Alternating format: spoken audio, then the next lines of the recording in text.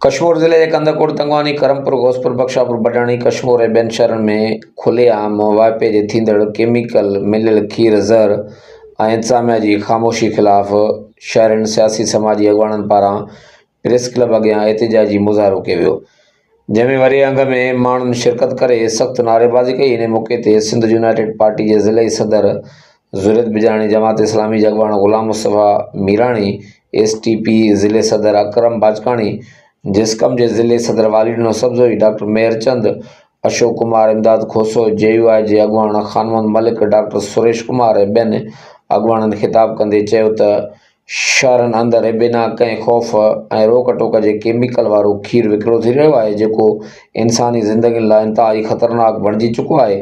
उन्हनि इल्ज़ाम लॻायो त लाॻापियल इंतिज़ामिया सभु कुझु ॼाण बावजूदि बि अखियूं ॿूटे वेठी आहे, जंहिं सबबि मासूम ॿारनि समेत केतिरा ई शहरी मुख़्तलिफ़ बीमारियुनि में मुब्तला थी रहिया आहिनि।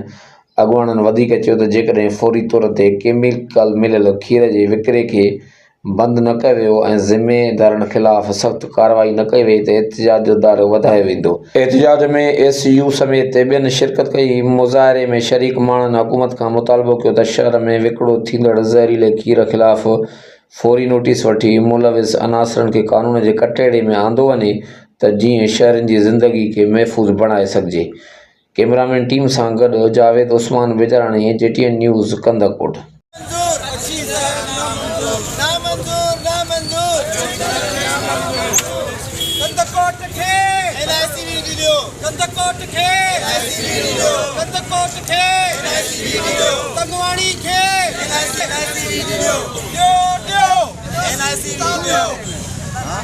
केमिकल खीर बंद कयो, केमिकल खीर बंद कयो, केमिकल खीर बंद कयो, केमिकल खीर बंद कयो।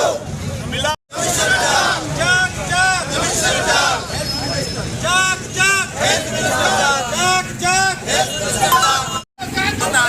कंदकोट के NICVD, कंदकोट के NICVD, कंदकोट के दिलवारी, कंदकोट के दिलवारी, कंदकोट के दिलवारी, कंदकोट के दिलवारी।